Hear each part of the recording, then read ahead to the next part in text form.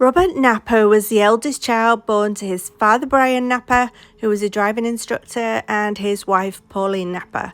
Born in Erith in southeast London, Robert Napper was subsequently brought up in nearby Abbey Wood. His background was troubled and dysfunctional. The marriage of his parents broke down, and there was a lot of violence that Robert witnessed, as his father essayed his mother and battered her in front of the children. From an early age, Robert was witnessing this behaviour, watching his mother in pain and the anger in his father's eyes. His parents then divorced when he was 9 years of age, and by now the children had seen enough. And he and his siblings, 2 brothers and a sister, were placed into the foster care system. At some point after this, the children all underwent psychiatric treatment for about 6 years at the Maudsley Hospital in Camberwell.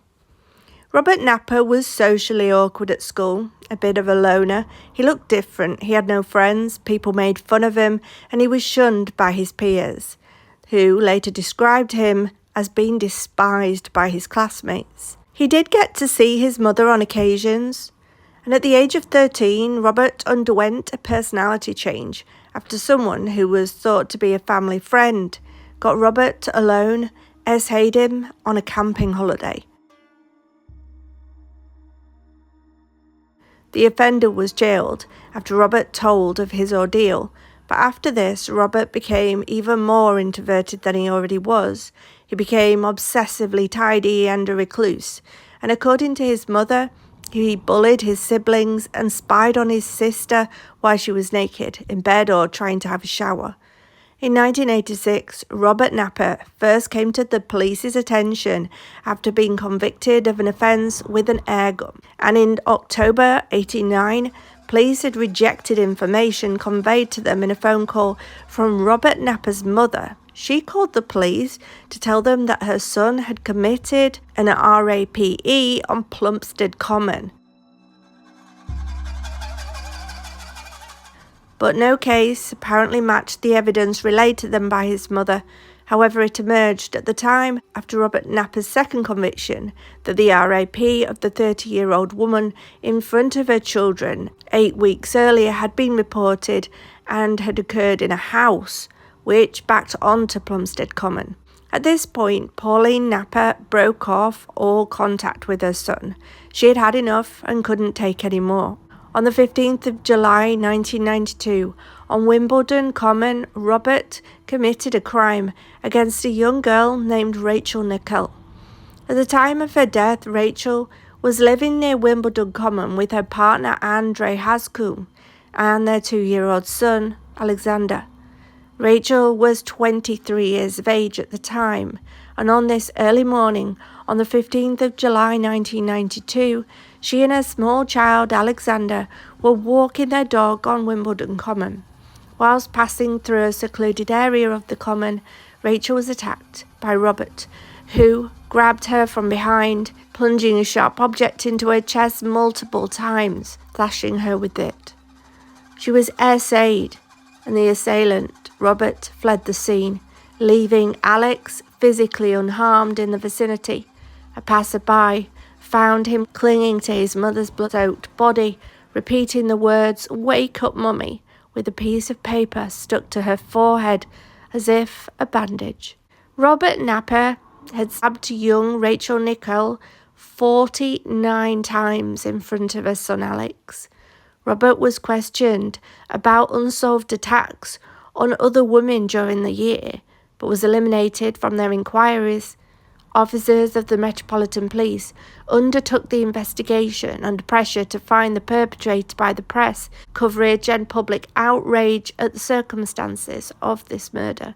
32 men were questioned in connection. The investigation quickly targeted a man named Colin Stagg, a man from Roehampton who was known to walk his dog on the common on the morning.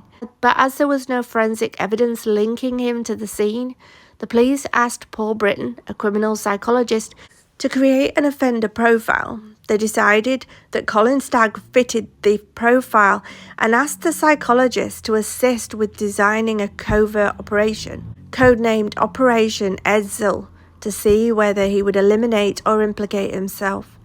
This operation was later criticised by the media and the trial judge as effectively a honey trap.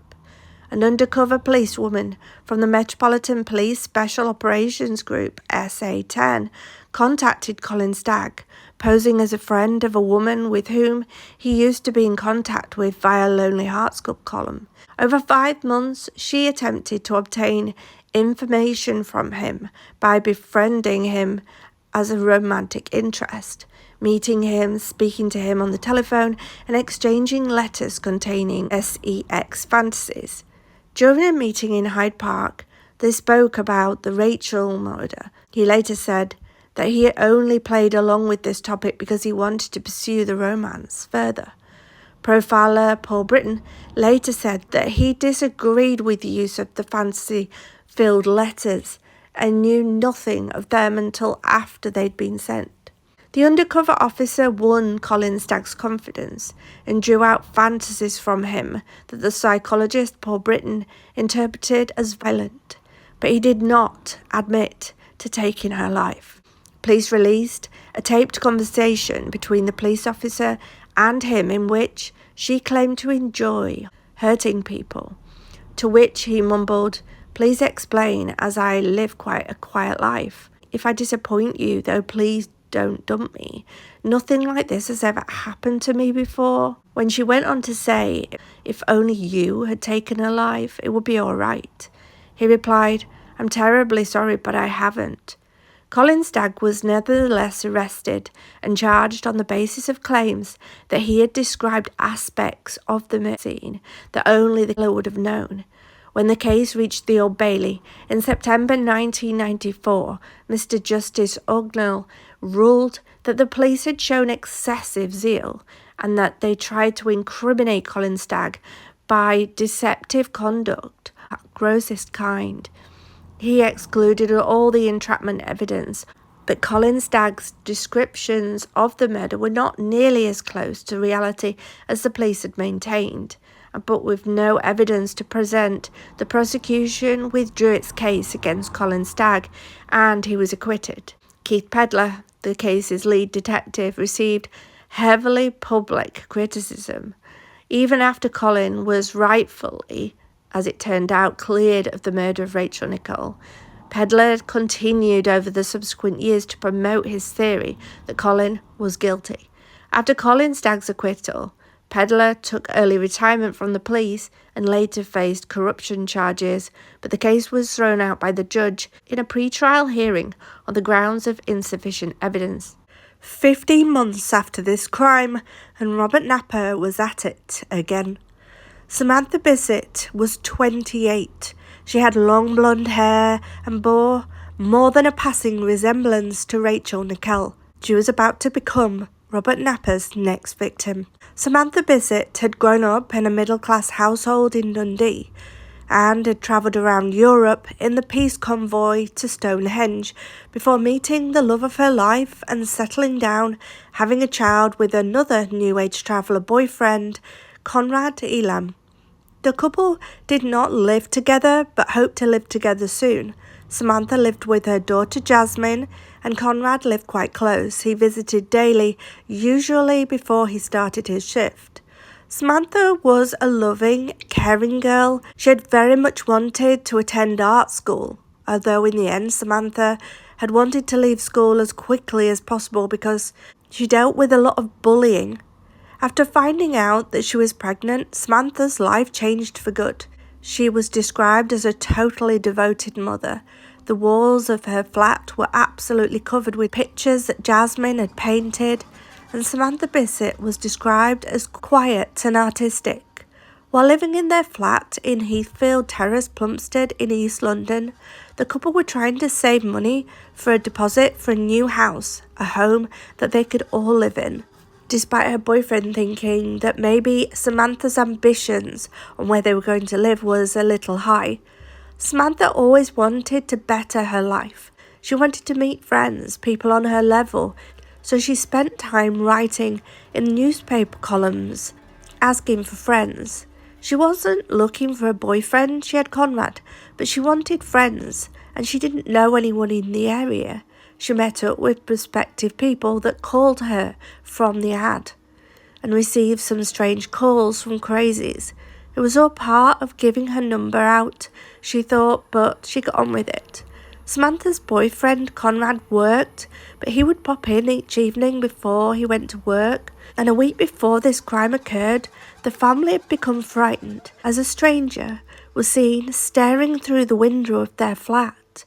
It had really knocked Samantha's confidence, and she kept her curtains closed, and she was so security conscious, with an underlying fear ever since. The last time Conrad had seen his little family, everything seemed good. The couple had discussed their upcoming holiday as they were going to the Gambia. It would have been Jasmine's first holiday abroad. Samantha's mother had paid for it as a gift for them. Samantha seemed excited. She kissed her boyfriend goodbye as he went off to work. On November the 3rd, 1993, Samantha was last seen at 3:30 p.m. when she picked her daughter up from the nursery school that afternoon. The pair were seen as they got into a minicab and went home. That night, while Samantha's boyfriend was at work, Robert Napper forced his way into Samantha Bisset's one-bedroom basement floor flat in Plumstead, where he repeatedly stabbed her in the head and neck, ferociously killing her. He essayed Samantha as she lay dying on the floor before going to find her daughter Jasmine and suffocating her as she lay asleep in her bed. He dragged Samantha Bisset's body into the lounge of the flat, leaving the drag mark across the carpet. He stripped her, posed her on a cushion before removing her bowels and taking part of it away as a trophy. Robert Napper arranged her body on a cushion, cutting, stabbing, and carving at her body more than 60 times, leaving her gift-wrapped like a present. The scene was so horrific that the police photographer had to have 2 years off work afterwards. Robert Napper, who lived in Plumstead, was also a serial peeping Tom and had sex assaulted many women in the area. Samantha Bisset's fate was apparently sealed after she failed to close the curtains whilst having sex with her boyfriend Conrad in the living room of their flat. Robert Napper had been watching. Samantha's boyfriend arrived home the following day to find the horrific scene. He contacted the police after finding his girlfriend and daughter both dead in the flat. At first, police thought that her boyfriend, Colin Elam, was involved in the murder, although they soon realised that it was nothing to do with him and released him without charge. The taxi driver who had driven them both home after nursery that day was questioned by police and again released without charge.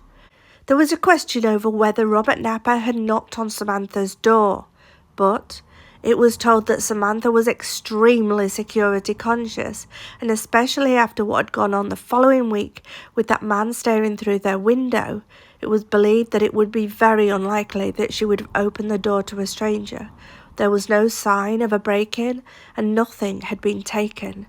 They found blood in the kitchen sink, where police feel that the perpetrator tried to clean himself off before leaving. The weapon, which was believed to have been a knife at least 6 inches long, was never recovered, and police believed that the attacker would have been covered in blood. Detective Chief Superintendent Bill Ilsley, who was heading the inquiry, said, "The person who did this is a danger to our society and must be caught.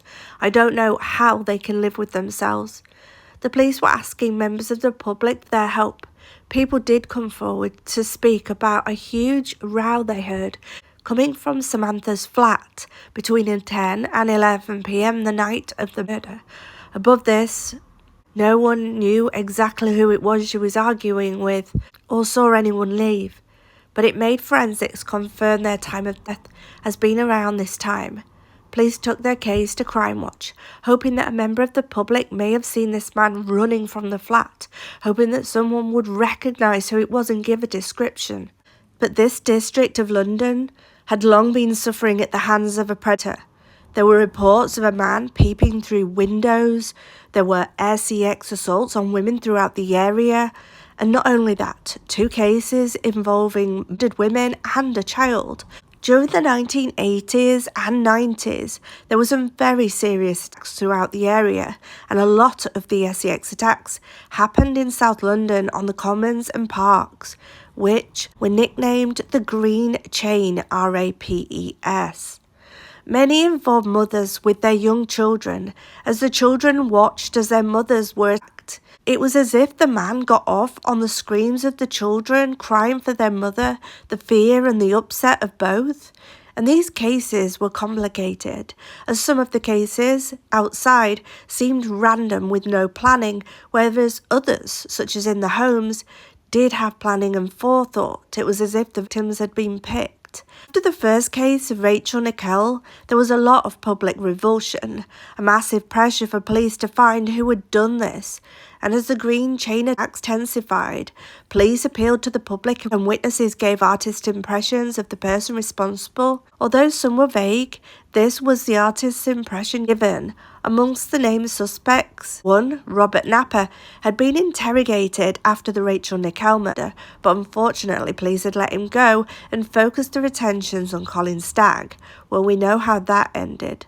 Robert Napper was described by police as a very grey, bland man. He didn't have much to say for himself. His job was boring. He drew little attention to himself. He didn't start a convo, but he would answer and finish it. Colleagues at work said they felt comfortable in his company, but it was Robert's outside work activities that officers became more interested in, as one night police received a call from a lone female. She was at home alone when she suddenly felt uncomfortable, like she was being watched, and as she looked outside and peered behind the curtains, she saw a man staring in her window. Police arrived quickly, as if already in the area, arresting Robert Napper for the peeping Tom activities. Now in police custody, they gained a search warrant for his home, which was on Plumstead High Street.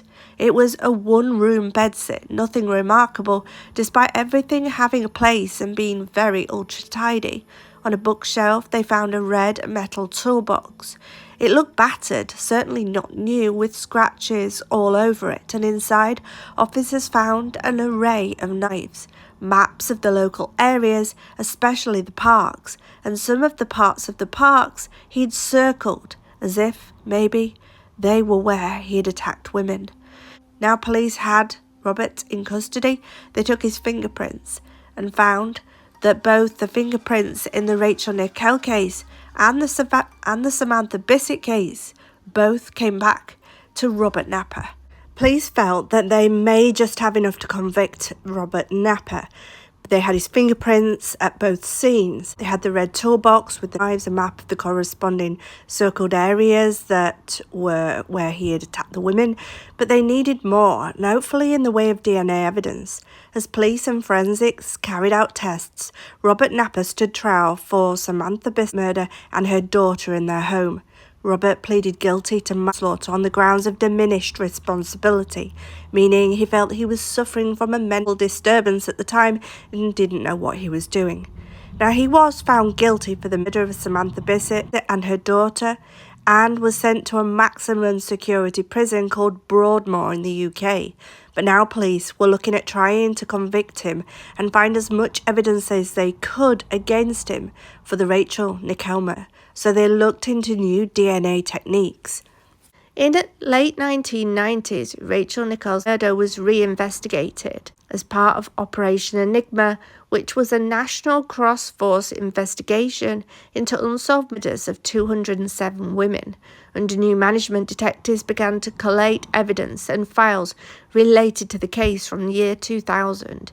In 2002, 10 years after Rachel's murder, Scotland Yard used a cold case team review, which used refined DNA techniques only recently made available. A small team of officers and retired veteran investigators analysed statements from witnesses, reassessed files on a number of potential suspects, and examined the possibility that the case was linked to other crimes. Officers compared the injuries suffered by Rachel Nickell with other attacks and consulted forensic scientists about improvements in DNA matching, the first thing we did was look at items of clothing that had been retrieved from Rachel and her 2-year-old son. Next, we examined the body samples and tapings taken from the body. Semen is traditionally a good source of DNA, but since the previous scientific team hadn't found any semen on Rachel's body, we anticipated that we would be looking for very smaller traces. Then, in Phase 3, we looked at various items that had been collected from the crime scene on Wimbledon Common and from some potential suspects. Later on, we added a fourth phase, which looked at looking more closely at the debris the FSS had gathered from key items. To assist the first phase of our investigation, our search for foreign DNA that could have come from Rachel's attacker, Roy set up a reconstruction experiment in the laboratory. The aim was to try and identify the specific areas of Rachel's clothes that were most likely to have been handled by her attacker in an effort to obtain as much information from them as possible. And by the end of it all, we had plenty of information with which to mount a search of the national database. Napa had been incarcerated in Broadmoor Hospital since 1995. When we got the DNA from the samples in our investigation and we put them on the national database, he came up as our match. We began to search for more links. One of the places we looked was on some of Napa's possessions that had remained untouched at Broadmoor since they'd been returned to him by police. Police investigators had apparently been particularly interested in a red-painted toolbox about which Napa was very protective of. It was of further interest to us after we found a tiny flake of red paint in some hair combings from Rachel's son. And when Mike Gorn compared paint flake with the paint on the toolbox, we got an exact match. Additionally, a layer of the metal on the side of the flake was shown to be steel, which was that of the toolbox. We were still thinking about the crime scene and whether there was anything there might be that might conceivably provide a link to Napa. One of the things we considered was a couple of footwear marks that had been found in the mud on a bridle path close to where Rachel had been attacked. Casts had been made out of the marks at the time, one of which was the heel of a shoe, and that was similar to the style of heel of the pair of Robert Napa's shoes. On the 28th of November 2007, Robert Napa was charged with Rachel Nickell's murder. He appeared at the City of Westminster Magistrates Court on the 4th of December 2007, where he remained at the Broadmoor Psychiatric Hospital. On the 24th of January 2008, he pleaded not guilty to Rachel Nickell's murder, and the trial started on the 11th of November.